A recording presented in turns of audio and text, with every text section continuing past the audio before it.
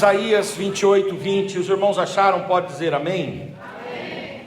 Porque a cama será tão curta que ninguém se poderá estender nela, e o cobertor tão estreito que ninguém se poderá cobrir com ele. Amém e amém. Queridos irmãos, o profeta Isaías escreveu um dos livros mais importantes do Antigo Testamento. Alguém disse que o livro do profeta Isaías, ele é uma mini Bíblia, porque do mesmo jeito que a nossa Bíblia tem 66 livros, o livro de Isaías tem 66 capítulos. Do mesmo jeito que a nossa Bíblia é dividida em duas partes, os 39 primeiros livros dizem respeito a Israel. A primeira parte do profeta Isaías também, os 39 capítulos inaugurais, dizem respeito a Israel. E depois a nossa Bíblia tem o Novo Testamento, os últimos 27 livros, que dizem respeito ao Messias, dizem respeito à igreja e dizem respeito à vinda do Senhor e o reino de Deus. O livro de Isaías também, do capítulo 40 ao 66, ele traz profecias sobre Cristo, a igreja, o reino e também a vinda em glória do Senhor.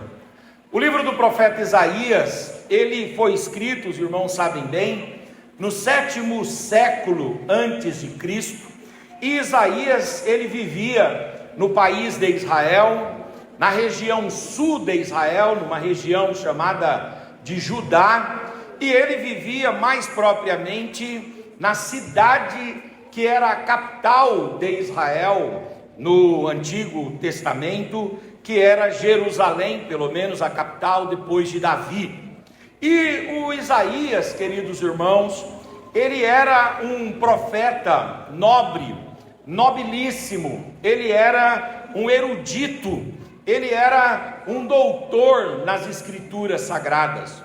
O Isaías, ele era nobre, primeiro porque ele vinha da linhagem real, ele tinha o sangue da nobreza, da realeza, da monarquia, ele é da linhagem davídica, pois ele tem Uzias como seu primo, indicando que ele é da comunidade, ele é da região, ele é da área, ele é da turma, ele é da pleiade dos palacianos. O Isaías, ele também mostra a sua erudição, não apenas no fato dele ser de boa linhagem, de ser conselheiro de rei, de ter um livro extenso e o maior de todos os livros proféticos da Bíblia, mas o Isaías também demonstra a sua capacidade no aspecto de transmissão de conhecimento e de utilização do conhecimento para compartilhar a palavra de Deus. Isaías vai usar isso também, pregando a palavra e anunciando a verdade de Deus através de alegorias, através de imagens, através de analogias. E aqui nós estamos diante de uma alegoria usada pelo profeta Isaías. Nesta alegoria, Isaías está falando a respeito de tempos de dificuldades. Ele está falando de tempos de provações. Ele está falando de tempos de desertos. Ele está falando de tempos de vales.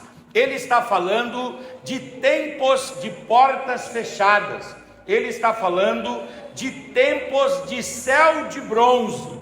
Ele está falando de tempos de contingências, de aflições, de sofrimentos, tempos atribulados e tribulosos. O Isaías está falando de tempos difíceis.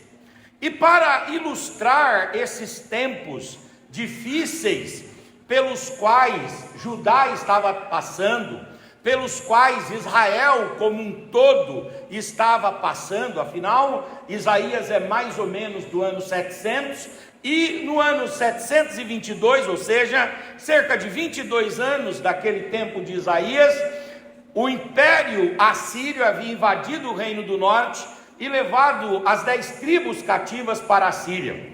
E aí o profeta Isaías está vivendo no sul, mas debaixo da pressão, debaixo do entrincheiramento, debaixo do acossamento, debaixo da dificuldade imposta a Israel pelo império assírio e a própria condição do povo de Judá. E para ilustrar esses dias maus, esses dias de provações, esses dias difíceis, esses dias que são dias de lástimas e lamentos, o profeta Isaías vai tomar, como ele era muito capaz de fazer e como fez vastamente no seu livro, ele vai tomar essa alegoria, ele vai mostrar uma cena. E qual é a cena? Ele vai descrever uma casa, e nessa casa ele vai descrever o quarto, e nesse quarto ele vai descrever uma pessoa, e ele vai descrever uma pessoa deitada, e essa pessoa está deitada na seguinte situação: essa pessoa está deitada numa cama curta, e essa pessoa tenta se cobrir, mas o seu cobertor é um cobertor estreito. O Isaías está falando de uma pessoa de 1,80 m, que era mais ou menos a estatura de um judeu, que era obrigada por alguma escassez a se deitar numa cama de 1,10 m, 1,20 m. Faltava cama e sobrava pessoa. Uma pessoa de 1,80 m, que tinha mais ou menos, porque diz que a largura do ser humano é mais ou menos de 80 centímetros, dizem os marceneiros quando vão fazer os fundos dos guarda-roupas, 80 centímetros, eu sou mais largo, eu não posso ser tomado como a média, o marceneiro não vai poder me usar como seu modelo, como seu protótipo, como seu boneco. Por quê? Porque eu sou um pouco mais largo, meu tecido adiposo é mais avantajado, isso é real. Mas um homem de uma compleição física mediana, um homem comum, de estrutura fisiológica, biológica, corpórea e orgânica comum, ordinária, ele é um indivíduo que tem 80 a 90 centímetros de largura. Então um homem de 1,80 m, que tem 80 centímetros de largura, tenta se deitar numa cama de 1 m, 1,10 m, e falta cama. E ele vai tentar se cobrir, mas falta cobertor, falta edredom, falta um lençol. Por quê? Porque o lençol só tem 40 centímetros. E ele puxa de um lado e descobre o outro. E ele vai e cobre o outro e descobre a outra parte. E assim ele fica no seu sofrimento, na sua dor e na sua angústia. Isaías está ilustrando uma situação que nós passávamos na minha casa. Eu sou de uma família de 18 irmãos. Meu pai, mineiro, da cidade de Claraval, Minas Gerais, viajou para São Paulo, lá na região de Franca, conheceu a minha mamãe, dona Patrocínia, casaram-se e tiveram 18 filhos.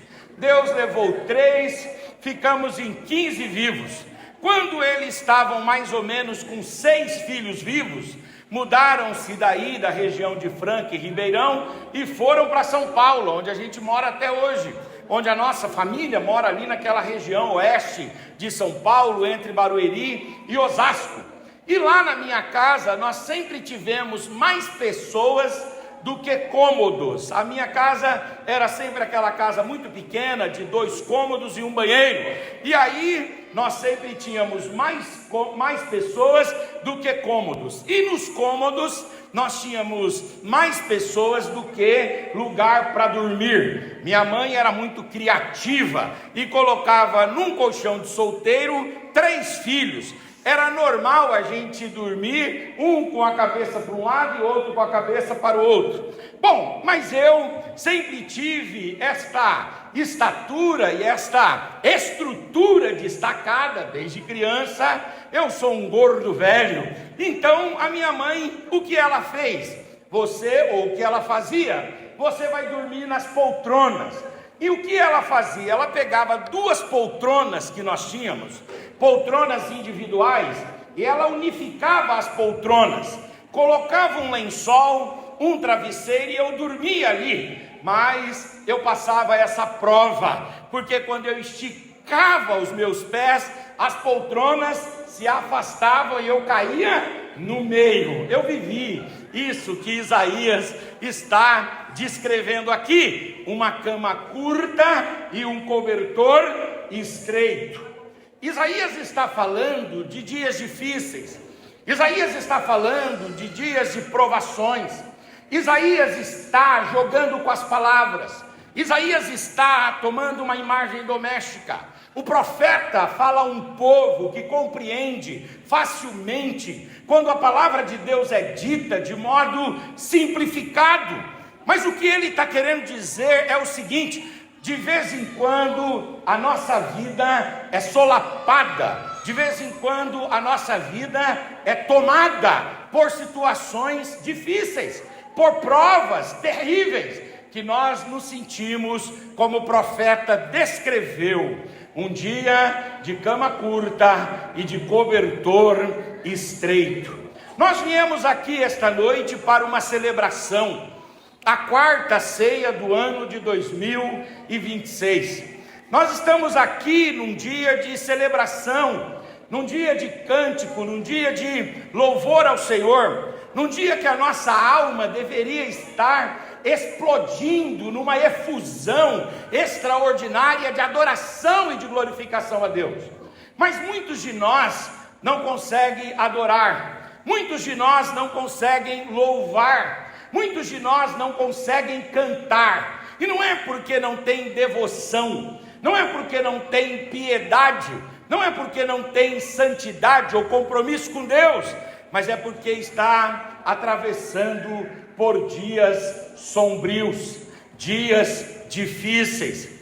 Tem um teólogo que ele diz uma coisa muito interessante, quando ele fala que aparentemente todos são felizes, até que sentemos com as pessoas e escutemos delas os seus próprios dilemas, e aí observaremos que a dor não é só nossa, a dor é algo que nos nivela a todos.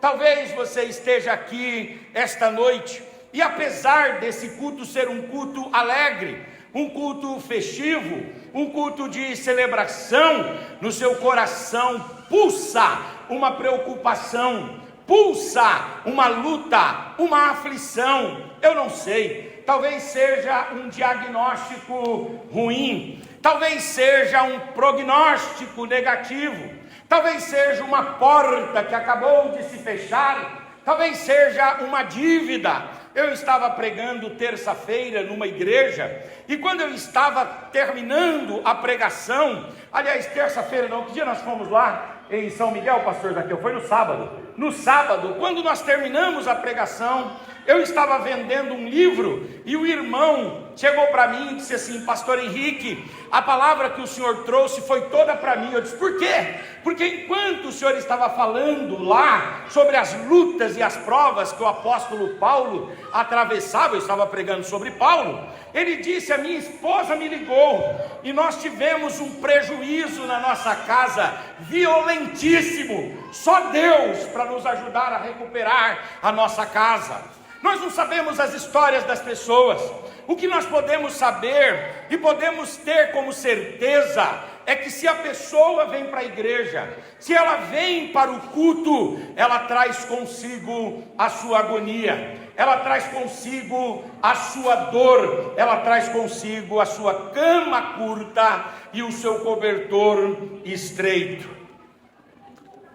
Agora, quando nós estamos atravessando por esses períodos difíceis, nós precisamos fazer 3 coisas. E eu quero ser bem objetivo aqui para participarmos da ceia. Quando você estiver passando, ou se você está passando por esse vendaval, se você está passando por esse tufão da prova, se você está no olho do furacão, nesse momento, eu quero te dar alguns conselhos pastorais. Primeira coisa que todos nós devemos fazer quando estamos em dias de camas curtas e de cobertores estreitos, nós precisamos, em primeiro lugar, procurar entender quais são os motivos que geraram essa situação. A palavra de Deus fala que não há dor sem causa, não há maldição sem razão. Então não há prova sem que esta prova tenha alguma explicação. E Deus nos dotou da capacidade da compreensão, da capacidade do entendimento, da capacidade do discernimento. E Deus deseja que cada um aqui discirna quais são os motivos pelos quais está atravessando, ou já atravessou, ou irá atravessar esses períodos, essas estiagens, esses hiatos e esses interregnos de camas curtas e de cobertores estreitos. Em primeiro lugar, nós devemos avaliar a situação, e aí nós podemos chegar à conclusão que nós estamos atravessando isso por causa de pecado. O profeta Samuel, ele escreve, segundo Samuel capítulo 21, e ele retrata uma coisa muito interessante ali, que fala a respeito da morte de pessoas lá em Jerusalém, por causa de uma fome nos tempos de Davi. E a Bíblia fala que quando houve aquela mortandade, aquela fome por 3 anos, segundo Samuel 21, o Davi foi orar a Deus e disse: Senhor, por que nós estamos passando por isso? O que explica essa estiagem? O que explica essa fome? O que explica essa morte? E Deus foi e disse para Davi: vocês estão atravessando isso por causa do pecado. Mas o Davi olhou para a sua vida naquele momento e disse: mas eu não estou em pecado, a minha casa também não está em pecado. E Deus trouxe a memória de Davi dizendo: olha Davi, o Saul, ele matou, invadiu o território e expulsou parte dos gibeonitas da terra. E havia um concerto entre Deus e Israel e os gibeonitas desde o livro do Josué, que esses gibeonitas viveriam entre o povo de Israel, porque eles conseguiram fazer aliança com Josué. Josué não pôde quebrar a aliança e os gibeonitas deveriam viver em paz. Mas o Saul, nos tempos dele, quebrando a aliança que Josué fez, quebrando a aliança que Deus fez, que Israel fez, o Saul matou os gibeonitas. E no tempo de Saul, eu não vinguei os gibeonitas, mas agora Davi, no seu tempo, eu estou vingando os gibeonitas. Há morte em Jerusalém, porque houve morte dos gibeonitas no tempo de Saul. Talvez quando você está passando por esses períodos difíceis, isso seja decorrente, isso seja um desdobramento, isto seja uma ressonância, isto seja uma consequência, um efeito de algum ato pecaminoso. Nós não devemos nos enganar quando o apóstolo Paulo escreve dizendo: a alma do homem deve vigiar. Por quê? Porque aquilo que o homem plantar, isso ele também ceifará. Tudo que nós fazemos gera desdobramentos, ainda que a graça de Deus seja estabelecida sobre nós, mas existem sofrimentos que acarretam a nossa vida inteira, às vezes as nossas gerações ainda. A palavra de Deus diz que Deus visita os erros dos pais até a 4ª geração. Então pode ser que você esteja atravessando um momento difícil, uma prova terrível, uma luta terrível, por causa de pecado.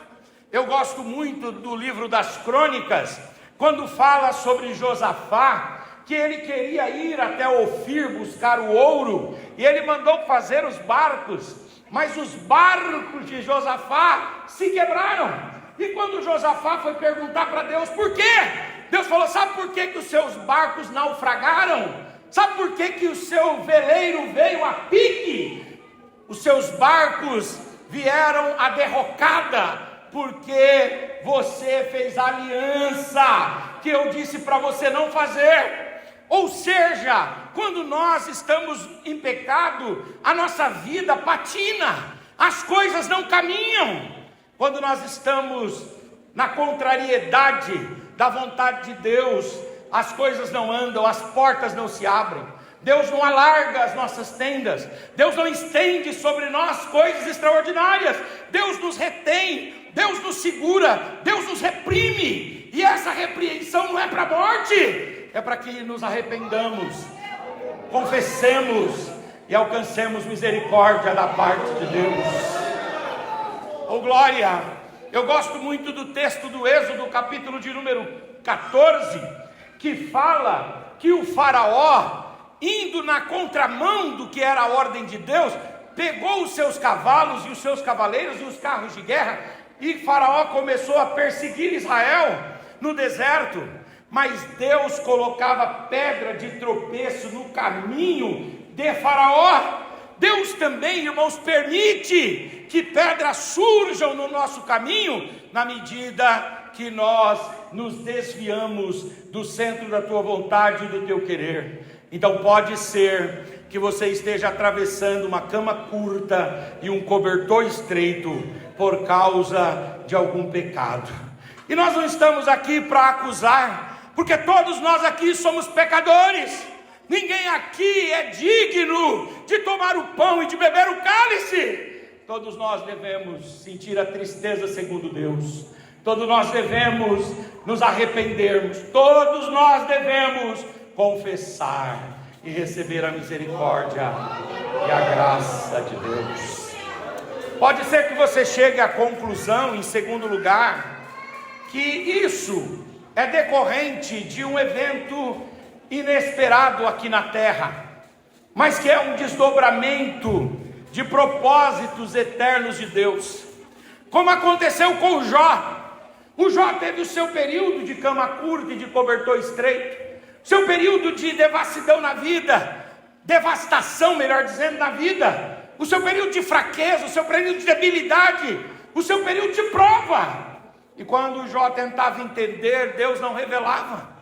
Mas nós que lemos o livro do Jó, vemos que o sofrimento de Jó não se explicaria por termos humanos e terrenos, mas era algo que Deus estava fazendo nas mansões celestiais. Envolvia um evento espiritual, transcendental, extraordinário. Nós não sabemos o que acontece nas regiões celestiais, e às vezes nós estamos passando por circunstâncias difíceis aqui, porque Deus está realizando algum grande propósito nesse mundo intangível, nesse mundo incompreensível, nesse mundo que nós não conseguimos adentrar com tanta clareza, como adentramos nesse mundo terreno e físico. Mas fique tranquilo, assim que Deus cumpriu o propósito dele, Deus restaurou Jó.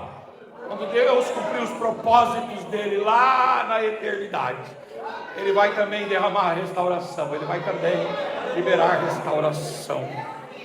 Talvez você chegue à conclusão que você está passando por isso, em terceiro lugar, por causa do desejo de Deus de revelar a sua glória. Isso acontece em João 9. Em João 9, Jesus encontra um homem cego de nascença. E os discípulos dizem para Jesus, ele é cego de nascença, e eles vão dar uma explicação. E qual é a explicação? Ele está cego desde nascença por causa de pecado, ou dele, ou dos seus pais. Aí Jesus não descartou isso, ele disse, é possível sim que um homem quando peque, ele tenha a vida impedida de progredir por causa do pecado. Mas não é esse o caso aqui. O caso aqui é outro. Então é o caso de Jó que o Senhor está disputando com Satanás? Não, o caso aqui é outro.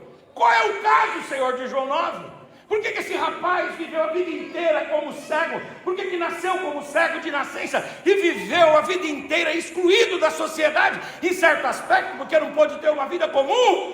Porque era cego. E aí Jesus vai e diz: ele nasceu assim, e ele está assim, para que Deus revele nele a glória de Deus. Talvez você esteja passando por algum cobertor estreito e alguma cama curta, e você diga: por que eu estou assim, Senhor? Eu já olhei a minha vida e eu não estou com pecado. Eu já olhei a minha vida, Senhor, eu estou pedindo ao Senhor, o Senhor me dá entendimento. E talvez Deus venha de forma muito sutil, afável, amável, através da palavra, através de um profeta, na sua consciência, na tua intuição, na sua alma. E Deus diga para você: aquieta o seu coração, meu filho, o meu nome será louvado nessa situação, a minha glória será manifestada. Isso daí é para a manifestação da minha glória. Não é o homem que vai ser reconhecido, não é o homem que vai ser adorado, mas isso é para que se manifeste a minha glória. Talvez você chegue ainda, em quarto lugar, à conclusão que você está na cama curta e no cobertor estreito, porque Deus mandou você fazer alguma coisa e você não fez. Você está na situação do Jonas. O profeta Jonas, irmãos, ele é a prova, ele é a demonstração máxima de que Deus coloca percalços no nosso caminho, até que nós façamos aquilo que Ele determinou. Deus manda o profeta para Nínive, capital da Assíria, e o profeta, ao invés de ir a Nínive, ele vai para Tarso. Ele é um furjão. E é interessante porque quando nós estamos olhando para Jonas, por um lado, ele foge, achando que alguém pode fugir de Deus, dos desígnios de Deus, dos propósitos de Deus, das missões e das comissões que Deus deu. Mas ninguém pode fugir daquilo que Deus traçou para nós.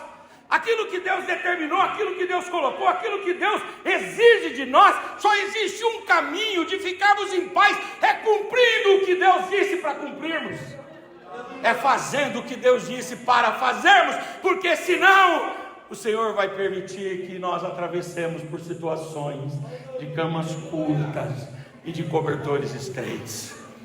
O Jó, ele desce para Jope, depois ele desce para o porão do navio, depois ele desce para o mar, e depois ele desce para o ventre do grande peixe. E lá embaixo ele diz: do antro do inferno a minha alma clama a ti, ó Senhor. São situações complexas.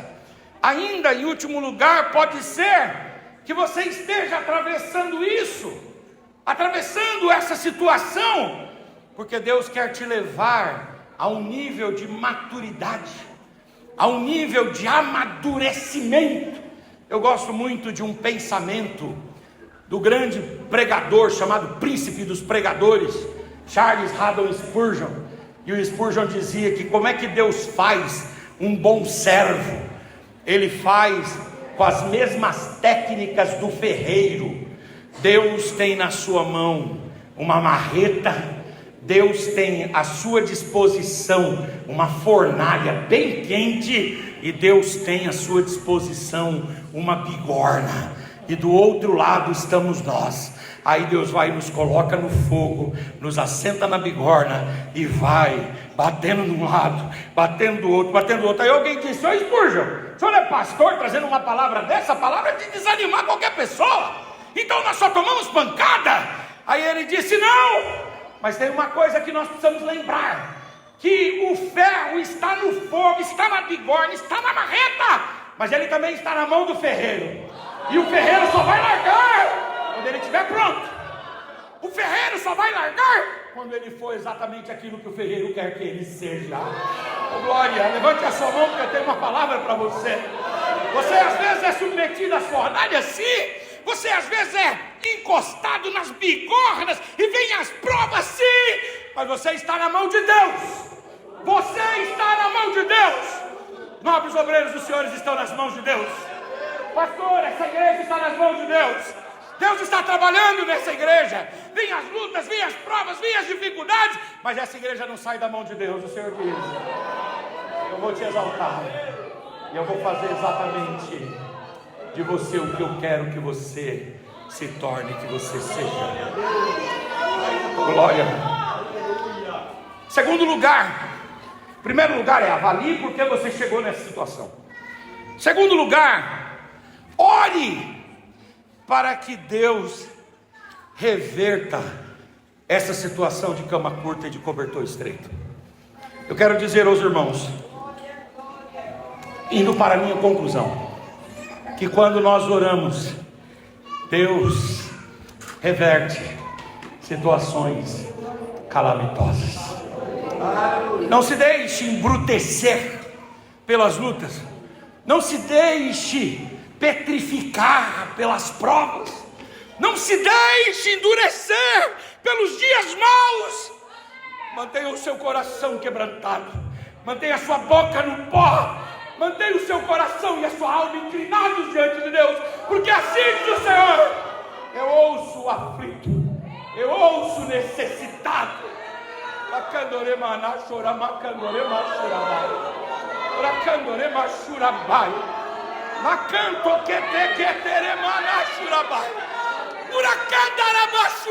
Aleluia. Glória. Quanto mais a prova vai ficando ainda mais você vai orando. Quanto mais as coisas vão apertando, mais você vai clamando.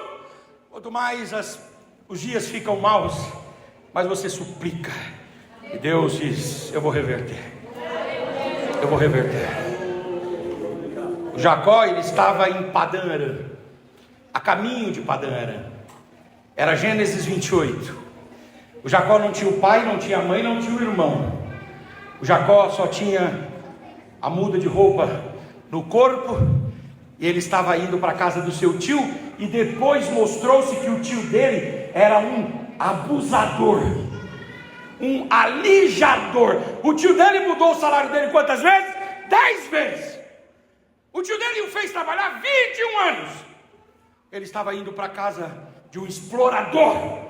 Mas lá, quando ele está no monte, ali em Arã, ele sobe e ele pega uma pedra e coloca como seu travesseiro.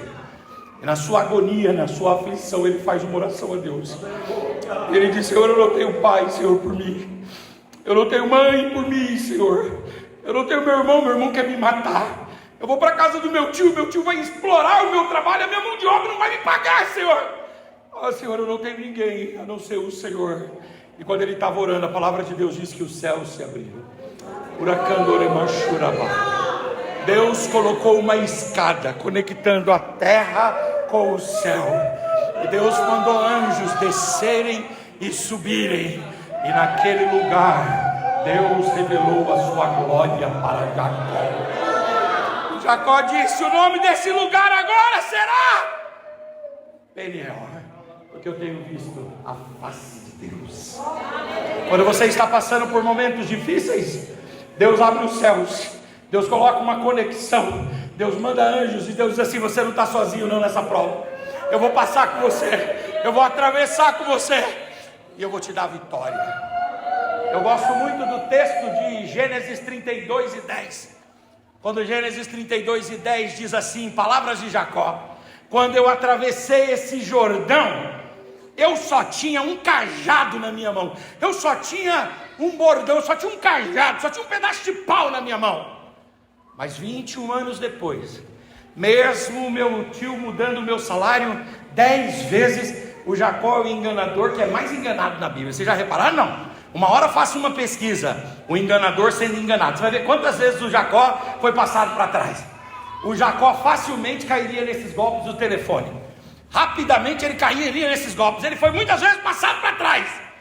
Aí ele vai e diz: olha, eu tive várias vezes alguém que me passou para trás. Meu tio mudou o meu salário 10 vezes. Eu passei muitas provas. Mas ele diz assim: porém, quando eu passei esse Jordão a primeira vez, eu era um homem solitário com um pedaço de pau na mão. Mas 21 anos depois, Deus me torna de novo e me dá a oportunidade de passar pelo Jordão. E eu não estou sozinho mais.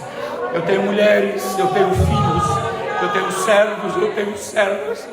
E ele diz, quando eu passei aqui, eu só tinha a palavra do meu pai sobre a minha cabeça, dizendo que eu receberia a bênção da primogenitura, mas eu não tinha bênção ainda, porque a bênção da primogenitura era ter uma porção dobrada da herança, daquilo que o pai deixava. E aí ele diz, olha, mas agora eu passo aqui e eu vejo que eu tenho 2 manos, eu tenho porção dobrada, eu tenho dupla honra. Levante a sua mão, levante a tua face, levante a tua voz, abra a tua boca e dê uma palavra de adoração ao Senhor, dê uma palavra de glorificação ao Senhor. Deus vai mudar essa situação, Deus vai liberar uma palavra, Deus vai entrar com providência, Deus vai se socorrer, Deus vai colocar gente ao teu lado, Deus vai trazer de uma forma ou de outra a solução. Aleluia, o Senhor vai reverter essa situação. Oh glória, oh glória, oh glória, oh glória, oh glória, oh glória, oh glória, oh glória, oh glória, oh glória. Glória a Deus. Deus vai reverter. Clame a Deus. Coloca na mão de Deus, Deus vai mudar. Deixa na mão de Deus, que Deus vai mudar. Deus vai trabalhar, Deus vai mexer. Os corações estão nas mãos de Deus, as circunstâncias estão nas mãos de Deus. Se Ele liberar uma palavra esta noite, amanhã esse problema que tem te angustiado tanto já não será mais problema para você. Coloque nas mãos de Deus. Coloque nas mãos de Deus. Em último lugar, e eu encerro para tomarmos ceia. Você deve medir e saber por que aconteceu. Você deve orar para que Deus reverta. E em terceiro lugar, você deve crer que Deus muda situações. É possível lermos Ezequiel 16:8? O texto é projetado aqui. Podemos projetar Ezequiel 16:8. Podemos ler juntos no 3? 1, 2 e 3. Passando eu por ti, vi-te, e eis que o teu tempo era tempo de amores, e estendi sobre ti a auréola do meu manto, e cobri a tua nudez, e dei-te juramento, entrei em concerto contigo, diz o Senhor Jeová, e tu ficaste sendo minha. O Ezequiel é tremendo na alegoria dele. Passei pelo caminho e vi-te nua, mas eu tirei meu terno, tirei o meu manto, eu tirei a minha capa, eu estendi sobre você. Eu disse, na minha presença você não ficará nu. Eu vou estender esse cobertor, e eu vou ampliar essa cama. Eu entrei em concerto contigo, e você é meu, porque sobre você está o meu manto. Será que é possível lermos Cantares 2 e 4? Coloca ali na tela, por gentileza, para encerrarmos. No 3, 1, 2, 3. Levou-me à sala do banquete, e o seu estandarte sobre mim era louvor. Essa palavra estandarte pode ser traduzida como bandeira e pode ser traduzida como cobertor. O Senhor diz, eu te levei à sala do banquete, eu estendi sobre ti o meu estandarte, o meu manto, e o meu manto sobre ti é o amor. Você pode pegar na mão desse bonito irmão que está aí do seu lado. Lá em São Paulo a gente faz isso, não sei se os irmãos aqui têm costume, se não tiver, me perdoe.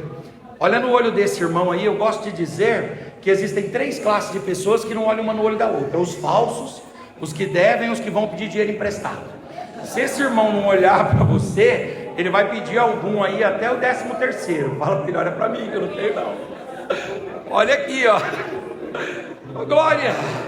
Diga para ele, o Senhor hoje vai te socorrer.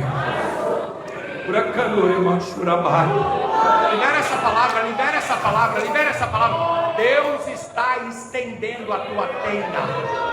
Deus está ampliando a tua cama, ampliando o teu cobertor, está estendendo a tua tenda, está jogando sobre você o manto dele. O manto dele sobre nós.